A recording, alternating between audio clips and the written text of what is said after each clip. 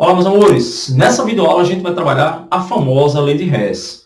E quando a gente fala de lei de Hess, a gente não poderia fazer um paralelo, que inclusive aconteceu isso, né, na história da termodinâmica, com as leis da termodinâmica. Quando você olha puramente a lei de Hess, ele diz assim para a gente, independente do caminho reacional, independente se essa minha reação tem 250 etapas, a energia envolvida numa reação depende do início e do fim. Isso parece muito estranho, mas quando você vai para o conceito da própria energia, que a energia ela é conservada, você pode alterar o tipo, mas ela continua constante no universo.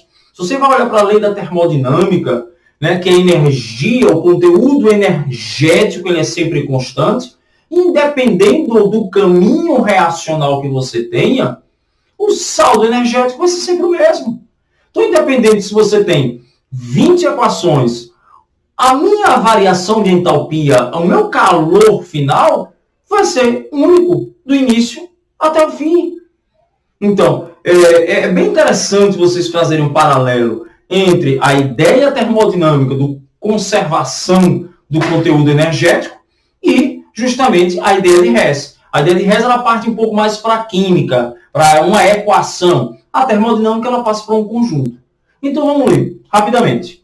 Quando um sistema passa de um estado A para B, perceba que eu não fui diretamente para a química, eu estou falando de maneira bem geral, bem globalizada, a quantidade total de calor depende apenas dos estados inicial e final. Se eu vou daqui para Salvador e antes disso eu passo em 20 cidades na linha verde, não me interessa. A variação é do início ao fim. Então, não importa os estágios intermediários.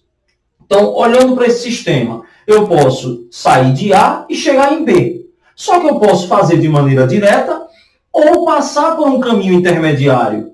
E aí, tanto a termodinâmica quanto a lei de Hess, que não deixa de ser uma lei termodinâmica, só porque eles fizeram isso paralelamente, eu posso dizer, então, facilmente que meu ΔH1 é igual ao ΔH2 mais o ΔH3. Isso é tranquilo? Ou seja, a energia de A para B é sempre, né, igual, mesmo que você tenha um caminho diferente. Ou seja, se eu passo a ter um caminho diferente, a energia depende apenas do início e do fim. Ah, professor, o senhor somou. Eu somei porque eu dividi em etapas, mas a divisão de etapas vai me dar sempre o mesmo conteúdo energético, independente. De novo, se eu saio daqui, vou até Salvador, independente, se eu parei na Praia do Forte para tomar uma aguinha de coco e fiquei lá, no final das contas, a variação foi daqui para Salvador. Se eu saio daqui, pego um avião, vou para Salvador, aí só que antes eu tenho que chegar em São Paulo primeiro, né? Que não tem voo direto. Então eu vou para São Paulo para depois voltar para Salvador. A energia é daqui para Salvador. É isso que diz a lei de Hess. Você vai daqui para São Paulo, Salvador. No fundo das contas, Aracaju, Salvador, foi a minha variação de energia. Ou até em física, né? O meu deslocamento é do início até o fim. Beleza? Então vamos ver aqui. Vamos partir um pouco mais para a química. Então eu tenho uma equação aqui. Eu tenho a combustão do carbono no grafite.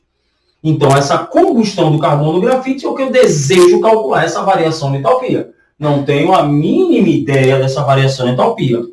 Uma equação direta, início e fim. Eu não sei essa, vamos usar a lógica, mas se eu sei essa e sei essa, é só somar.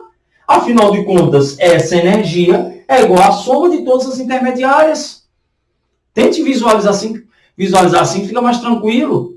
Certo? Então, se eu sei que para sair de carbono grafite para gás carbônico, eu posso fazer direto, posso pegar meu avião direto. Ou eu posso primeiro parar, né, na Praia do Forte, e da Praia do Forte eu chegar lá em Salvador, então eu posso dizer que o somatório dessas duas entalpias é igual a essa. Essa é a famosa lei de Hess.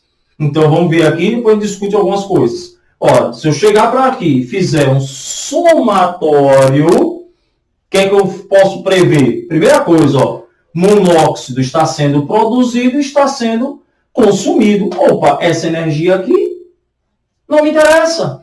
De novo, não depende do intermediário. Então, onde eu chego depende do início e do fim. Vamos somar? Afinal de contas, eu vou ter que somar as energias. Carbono, grafite. Mais meio com meio vai dar 1 mol, né? 1 mol de oxigênio gasoso, produzindo CO2. E meu ΔH? Meu ΔH que eu vou chamar aqui de final. Meu ΔH final é a soma. Não complica o que é fácil. Se eu vou de novo daqui para Salvador, não importa se eu parei na Praia do Forte. Se você somar a energia que você gastou da Aracaju, a Praia do Forte, da Praia do Forte para Salvador, é a mesma que você fosse direto. Tranquilo? Então, se eu somo as equações e vou chegar na minha equação global, se eu somo ΔH 2 e 3, se ela é igual a ΔH 1, eu posso achar a final pela soma das parciais.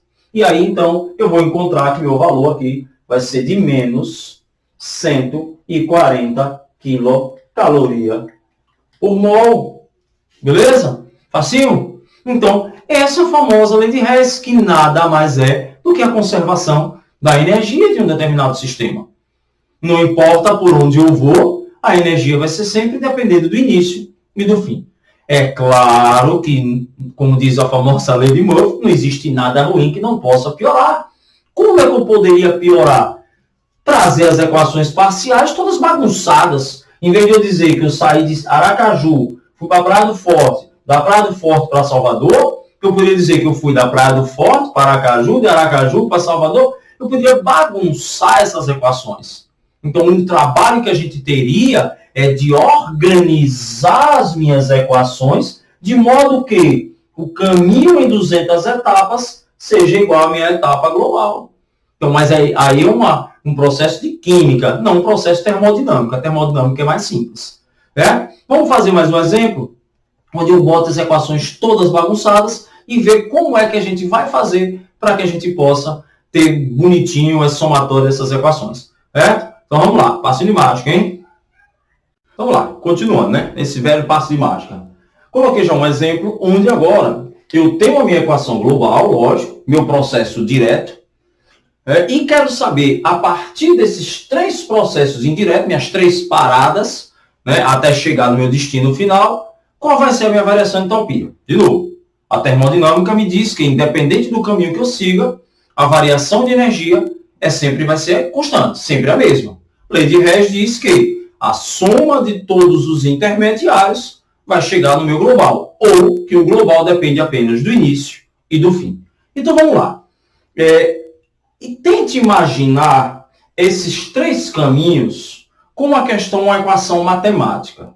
E como uma equação matemática, eu tenho várias incógnitas. É esse o grande X. Professor, vixe, quanta incógnita. Calma. Então, qual vai ser o passo principal para que a gente chegue nessa global? Bom, a gente vai pegar em cada uma dessas equações, vou falar de novo, eu vou escolher em cada uma dessas equações individualmente aquela substância que aparece na global, lógico, e aparece exclusivamente na equação que você esteja visualizando. De novo, você vai pegar a equação, tá aqui, carbono, oxigênio, gás carbônico, e vai olhar na sua equação qual substância aparece na equação global. Para que isso? Ora, se ela só aparece aqui, só, é exclusiva. O oxigênio, por exemplo, aparece aqui, mas ele aparece também aqui e aparece também aqui. É exclusiva. Se você tem uma substância exclusiva aqui e na global, você já sabe o que você precisa fazer com aquela substância para que ela fique igual. Para que os intermediários somados sejam igual à minha equação global. Então, nesse caso, né, carbono não tenho, oxigênio tem todas, gás carbônico. Se você grifa aqui, vamos daqui a pouco discutir. Tem gás carbônico na segunda? Não. Tem gás carbônico na terceira? Não. Tem gás carbônico na global? Opa, olha ele aqui. Então, agora sim, dá para eu olhar o que eu preciso a partir desse, chegar nesse. Só tem ele aí. Então, vamos lá. Gás carbônico, na minha equação parcial, ele é um produto, né? Um produto dessa reação. Na minha equação global, também ele é um produto. Então, está organizadinho, está no lugar perfeito. Vamos ver agora a quantidade de matéria, né? Afinal de contas, a quantidade de matéria é um fator que altera a entalpia. Quantos mols de gás carbônico eu tenho aqui? 1. Quantos eu tenho aqui? 6. Então, automaticamente, eu já sei que eu vou precisar multiplicar toda a minha equação por 6. Veja que não me interessa o resto. Ele tem que ser multiplicado por 6, porque eu estou vendo ele aqui. Vamos ver a segunda agora? Qual substância eu deveria escolher? 3 segundos. Oxigênio? Claro que não. Tem todas. Hidrogênio? Nem na global eu tenho. Então eu vou escolher a água. Opa! Grifei minha água. E aí eu vou olhar para onde? Equação global. Onde está a água na equação global? Produto. Onde está a água na minha equação parcial? Reagente. O que é que eu preciso fazer? Inverter essa equação. Então, já sei que eu preciso inverter a equação. Só, vamos ver o segundo fator, quantidade de matéria. Quantos mols? 1 mol. Quantos mols? 6 mols. Então, além de inverter, eu terei que multiplicar por 6. São 2 fatores que eu vou ter que alterar. Terceiro, vamos lá. Carbono, além de ter aqui nos dois, não tem na global.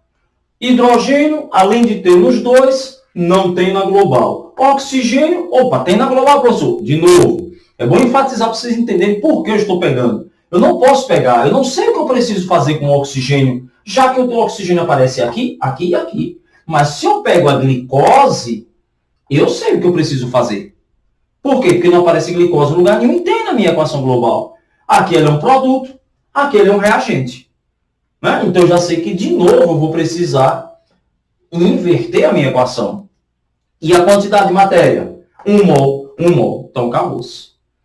Se você está fazendo uma questão de vestibular, né? Uma questão objetiva, e você tem certeza, você tem convicção do que você está fazendo, aí é mais, não precisa fazer mais equação. Você vai fazer o quê? Alterar as entalpias. Multiplicar essa por 6. Afinal de contas, a entalpia é alterada pela quantidade de matéria.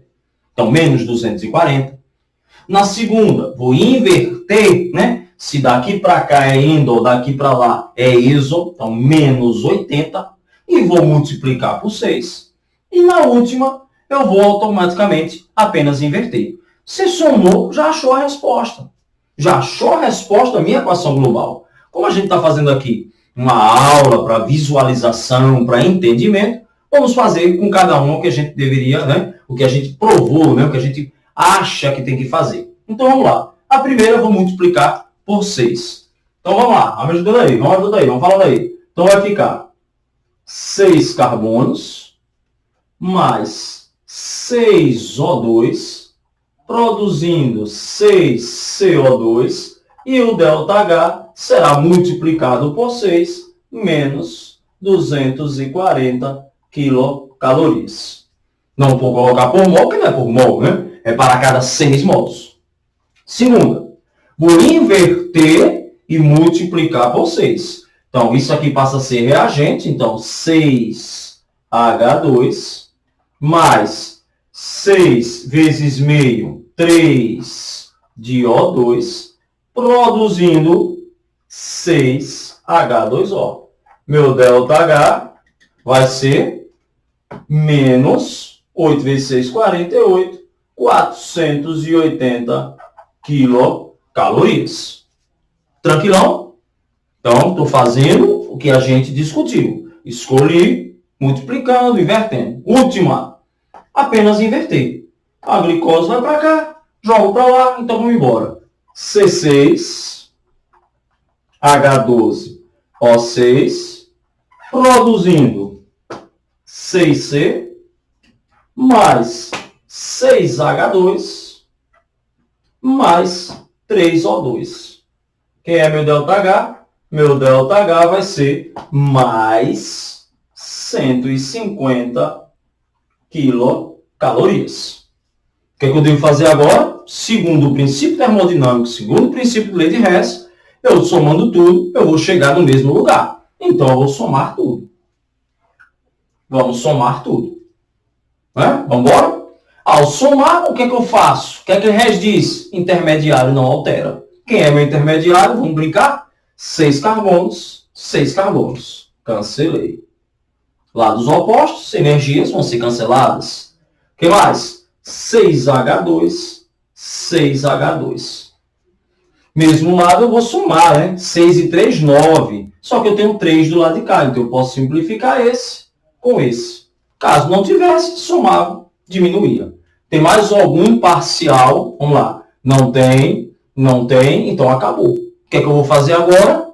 Achar a equação global. Achar o caminho final. E meu caminho final diz que para cada 1 mol de glicose, reagindo com 6 de O2, produzindo 6 CO2 mais 6 H2O.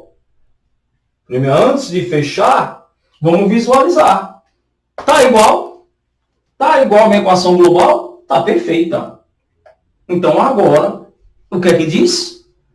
A termodinâmica, esqueça a lei de Hess, que o caminho direto é a mesma coisa de todos os caminhos que você tem parciais. Então, eu vou somar todos os meus valores. Somei os valores, vou chegar na meu ΔH final.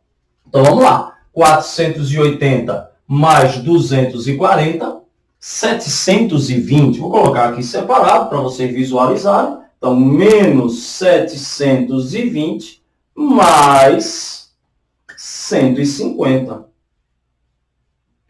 Perfeito? Tranquilo? Agora você vai fazer essa continha, menos 720 mais 150. Você vai ter quanto? 0,5. Aqui você vai ter 7 e você vai ter aqui 570 quilocalorias. Tranquilo? Facinho? Então, você vai ter, vamos colocar, por favor, me perdoe, o menos 570, né? Um valor matemático maior, menos 570 quilocalorias. É meu ΔH dessa questão. Vamos recapitular para a gente fechar? Tem uma equação global, tem umas parciais. Eu preciso chegar naquela lógica. Qual é a minha lógica? Você tem um caminho de A para B. Se esse caminho for de A para C, de C para D e de D para B, essa soma de 1 mais 2 mais 3 vai ser igual a essa soma aqui final. É isso que eu estou fazendo. Estou somando as 3 equações para chegar na equação final. Mesma coisa. Tá? Só que essas somadas, essas equações, não necessariamente vai chegar nessa. Eu preciso dar aquela arrumada, aquela ajeitada. E como é que eu faço isso? Olhando em cada equação, em cada uma delas, a substância personagem. O que é a substância personagem? É aquela que só aparece aqui e aparece na minha global. Olhando essa substância, eu já posso identificar o que eu preciso fazer. Multiplicar, dividir, inverter ou até mesmo não fazer nada. Somei as equações, vou somar o ΔH, vou chegar logicamente na minha variação de entalpia final. Ok? Essa foi a nossa última aula da playlist, esses tempos de aulas online, essa playlist de termoquímica. A termoquímica era um pouco menos ampla do que a termodinâmica, lembrando a vocês, ela trabalha exclusivamente com o calor. Então, ela não trabalha com outras variáveis termodinâmicas, como entropia, por exemplo. Ok? Mais uma vez, então, um abraço. Qualquer dúvida, estamos aí. Tirem as dúvidas de vocês. E vamos lá, Até a próxima.